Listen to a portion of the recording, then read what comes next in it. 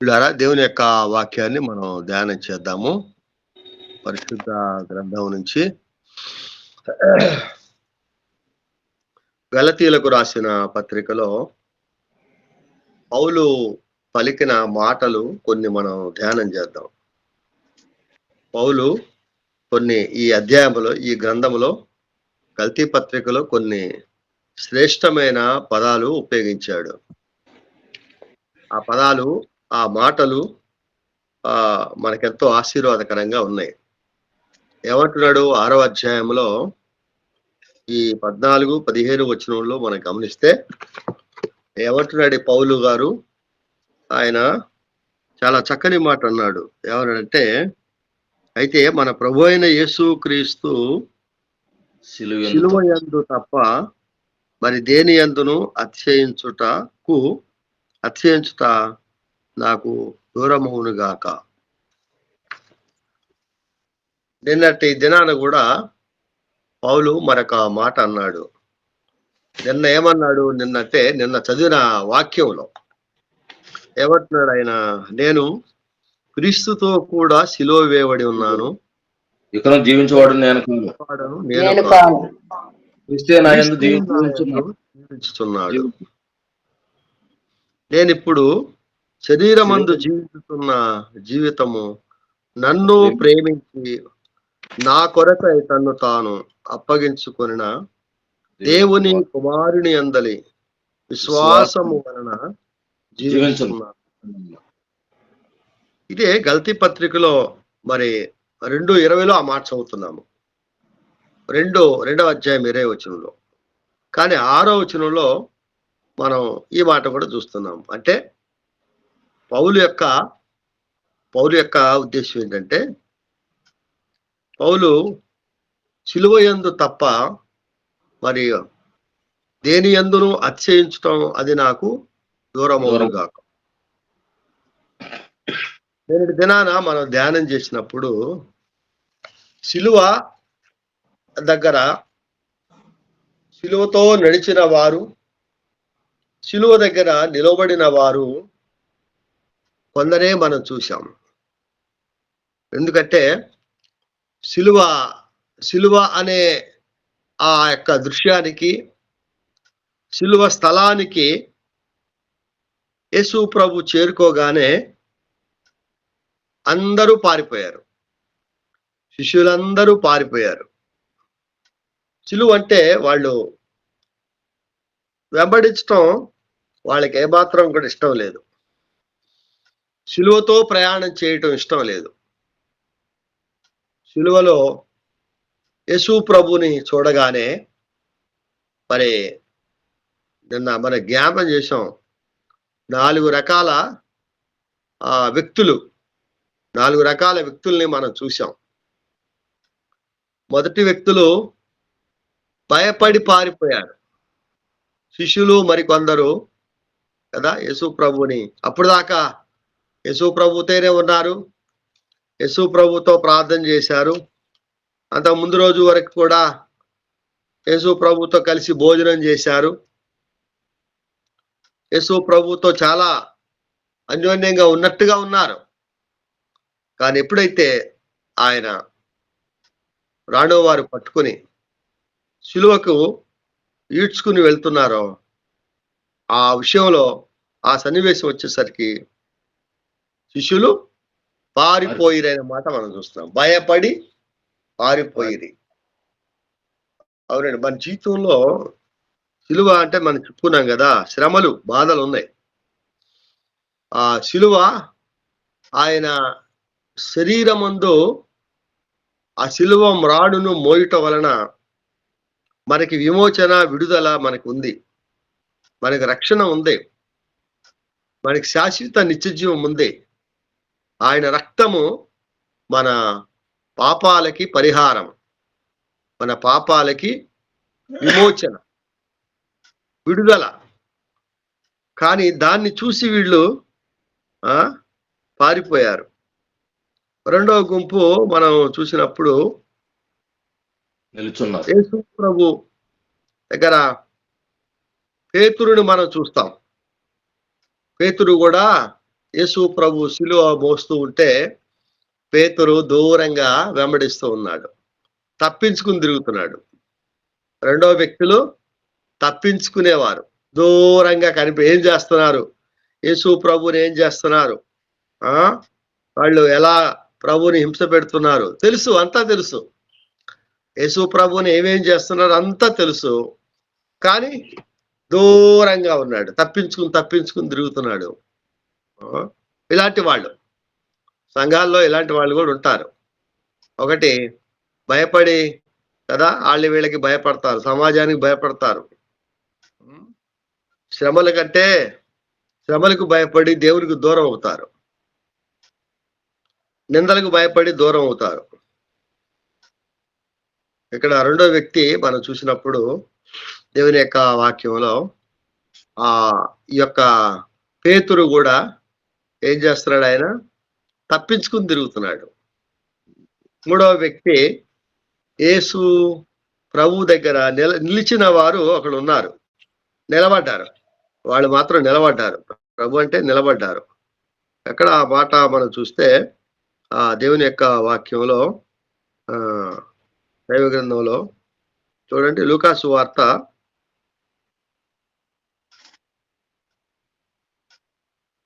వార్తలో మనం చూస్తాము.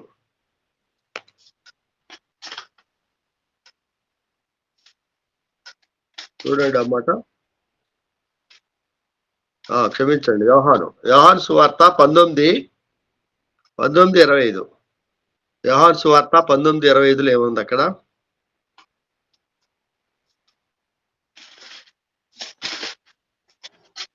ఆయన తల్లియు ఆయన తల్లి సహోదరియు క్లోపా భార్య అయిన మరియయు మగ్దలేనే మరియయు.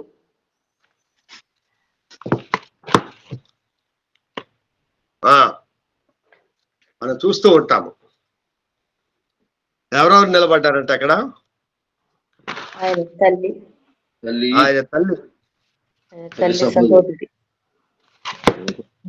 సహోదరి.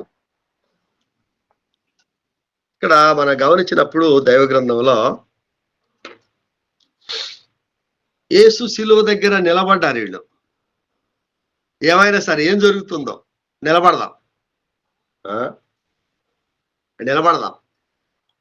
అంతము వరకు నిలబడదాం. శ్రమలైనా, బాధ అయినా, కష్టమైనా ప్రభు సన్నిధిలో మనం నిలబడాలి అని ఒక తీర్మానం చేసుకున్నారు. నిలుచుట కదా, ప్రార్థనలో నిలబడాలి, వాక్యంలో నిలబడాలి, దేవుని యొక్క తనలో మనం నిలబడే వారిగా ఉండాలి. ఆ తర్వాత మనం లూకాసు వార్తలో మనం చూస్తూ ఉంటాము, ఏమంటున్నాడు అక్కడ, యేసు ప్రభు శిలువ వేసినప్పుడు శిలువలో కదా ఒకడైతే అంటున్నాడు, యేసు నేను రక్షించుకొని నన్ను రక్షించు అంటే, వీడేంటంటే అవిశ్వాసి, దేవుని నమ్మలా సరిగా. శిలువ దాకా వెళ్ళాడు, శిలువ వేయబడ్డాడు, కానీ యేసుని నమ్మలా కదా. ఎంత విచిత్రమైన మనుషులు ఉన్నారు లోకంలో. శిలువ దాకా వెళ్ళాడు, ఆరాధన చేస్తారు, ప్రభువుని స్తుతులు చెల్లిస్తారు, ప్రభువుని చూస్తూ ఉంటారు, అంతా చూస్తారు, కానీ నమ్మరు. ఇలాంటి వాళ్ళు కొంతమంది ఉంటారు. చివరికి ఒకడు దొంగ అంటున్నాడు, ప్రభువా నీ రాజ్యంతో వచ్చినప్పుడు నన్ను జ్ఞాపకము చేసుకో. అందుకని పౌలు అంటున్నాడు, నేనైతే ఇకను జీవించువాడను నేను కాదు, నా యందు ఉన్న క్రీస్తే జీవించుతున్నాడు. ఆ మాట అక్కడ అదే అంటున్నాడు, అక్కడ గలతీ పత్రికలో ఆ మాట చదవండి ఒకసారి, మనం ముందుకు పోదాం. చాలా విషయాలు ఉన్నాయి. నేను క్రీస్తుతో కూడా సిలువ వేయబడి ఉన్నాను, క్రీస్తుతో కూడా సిలువ వేయబడి ఉన్నాను. దొంగోడు అదే కదా, సిలువ వేయబడ్డాడు. దొంగ క్రీస్తుతో కూడా సిలువ వేయబడ్డాడు. క్రీస్తుతో సిలువ వేయబడినటువంటి వాడు పలకవలసిన మాట ఏంటంటే, తండ్రి నీవు నీ రాజ్యముతో వచ్చినప్పుడు నన్ను జ్ఞాపకము చేసుకోను. ఏమిటి శిలువలో నీకు ఏం కనిపిస్తుంది? శిలువలో దేవుని రాజ్యం కనపడుతుంది, శిలువలో పరలోక రాజ్యం కనిపిస్తుంది. ఆయన ఆయన భూమికి ఆకాశమునకు వేలాడుతూ ఉన్నప్పుడు ఆయన శిలువ మరి ద్వారా మనం చూస్తుంటే పరలోక రాజ్యం కనిపిస్తుంది. పరలోక రాజ్యం. కాబట్టి పిల్లరా గమనించండి, దేవుని యొక్క వాక్యంలో శిలువ యందు తప్ప కదా, నేను క్రీస్తుతో కూడా శిలువ వేయబడి ఉన్నాను. చాలా కష్టం మనం చెప్పొచ్చు 100 సార్లు అయినా, కానీ ఆ శ్రమ, బాధ, వేదన కలిగినప్పుడు మాత్రం ఆ పక్కన ఉన్న దొంగలాగా తప్పించుకుంటాం, పేతురులాగా తప్పించుకుంటాం కదా, శిష్యుల్లాగా భయపడతాం. అందుకని పౌలు పలికిన మాటలు చాలా మంచి మాటలు. పౌలు ఆయన పలికినటువంటి మాటల్లో మనం గమనించినప్పుడు చూడండి, 6వ అధ్యాయము ఆ మాట చూద్దాం మనం. 6వ అధ్యాయం ఏమంటున్నాడు? 6వ అధ్యాయంలో సిలువ యందు తప్ప మరి దేని యందును అతిశయించుట నాకు దూరమవును గాక. నాకు లోకమును లోకమునకు నేనును సిలువ వేయబడి ఉన్నాము. క్రొత్త సృష్టి పొందుటయే గాని సున్నతి పొందుట ఎందు ఏమీ లేదు, పొందకపోవడత ఎందు ఏమీ లేదు. చాలు. సున్నతి అంటే రక్షణ. పాత నిబంధనలో సున్నతి చేయిస్తే వాడు యూదుడు అని గుర్తు అన్నమాట. యూదుడు అని గుర్తు, సింబలు వాళ్ళు పొందితే ప్రభుని నమ్మకపోతే రక్షణ లేదు వాళ్ళకి. అయితే ఇక్కడ ఈ పలికినటువంటి మాటలో చాలా మంచి మాట అంటున్నాడు.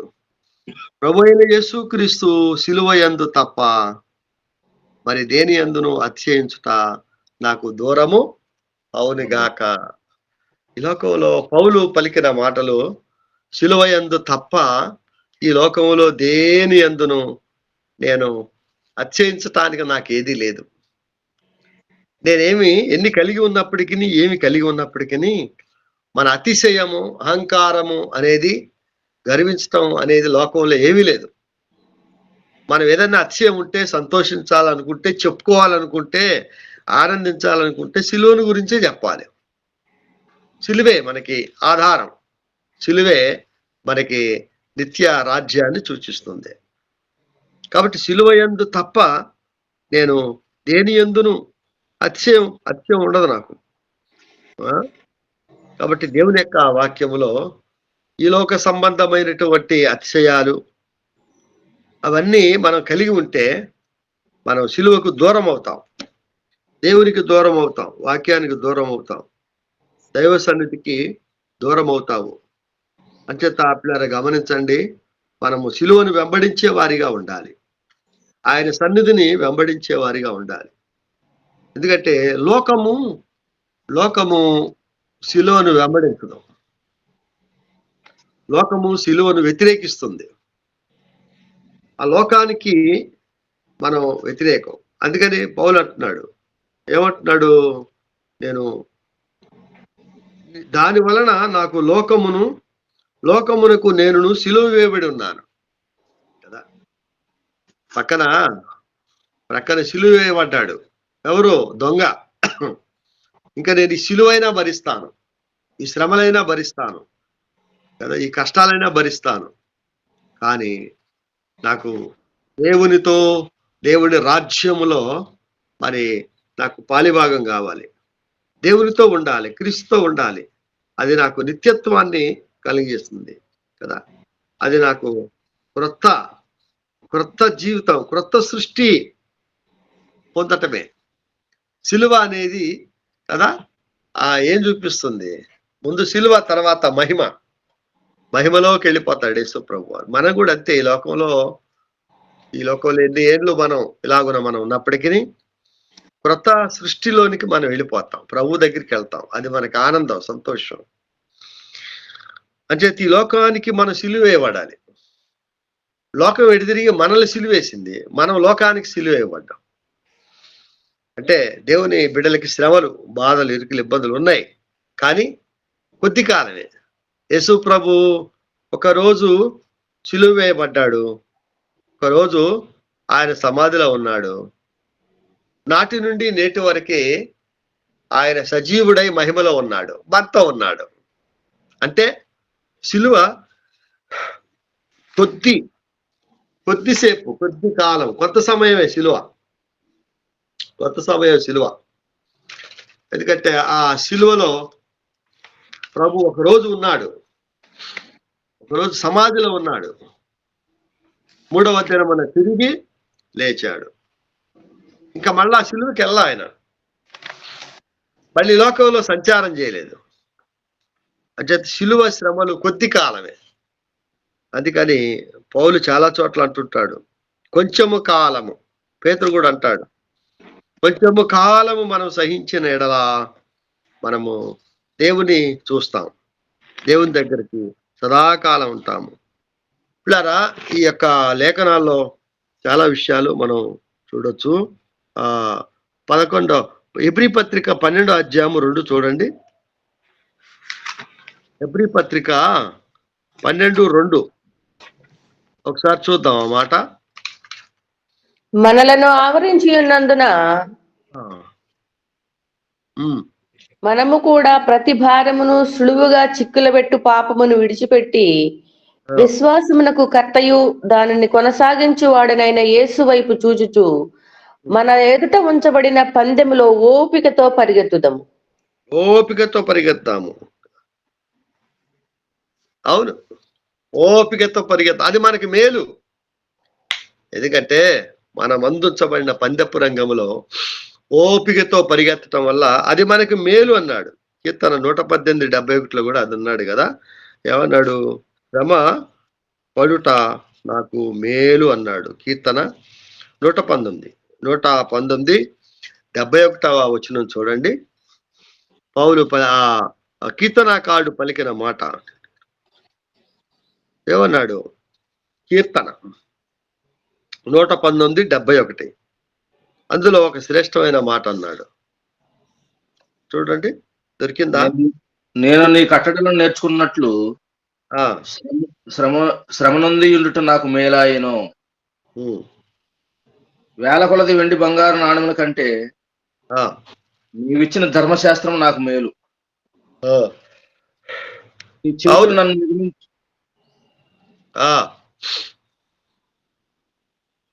కాబట్టి ఈ కీర్తనాకారుడు పలికిన ఈ మాటలు అంటున్నాడు, వేల కొలది వెండి బంగారములు కదా కలిగి ఉంట కంటే నీవిచ్చిన ధర్మశాస్త్రము, నీ మాటలు నాకు మేలు అంటున్నాడు. మేలు మేలు అంచేత పిల్లరా, ఈ యొక్క లేఖనాల్లో మనం గమనించినప్పుడు దేవుని యొక్క వాక్యములో పౌలు పలికినట్టు శిలువ శ్రమలు, శిలువ సన్నిధిని మనము జ్ఞాపకం చేసుకుని కదా ఆయన్ని వెంబడించి ఆయనలో జీవించినట్లు మనం ప్రార్థన చేసుకుందాం. అలాగే మనము ఈ లోకములో, ఈ లోకయాత్రలో మనము పౌలు వలె చెప్పగలగాలి. అవును, ఇంకొక మాట కూడా అన్నాడు, నాకు మేలే. పౌలు అంటున్నాడు, బ్రతుకుట క్రీస్తే, చావైనా నాకు మేలుకరమైన మాటలు అంటున్నాడు. అంటే ఈ లోకంలో పాపానికి చావడం, శరీరానికి చావడం, ఆ లోక సంబంధమైన ఆశలకు చావడం, పాపానికి చనిపోవడం అనేది నాకు మేలు అంటున్నాడు. కాబట్టి అలాగున మనం ఈ యొక్క ప్రభు సన్నిధానములో శిలువ సన్నిధి చేరి మనము ముందుకు సాగుదాం. దేవుడి మాటలు దీవించును గాక. ప్రార్థన చేద్దాం. మనకి సభల కొరకు ప్రత్యేక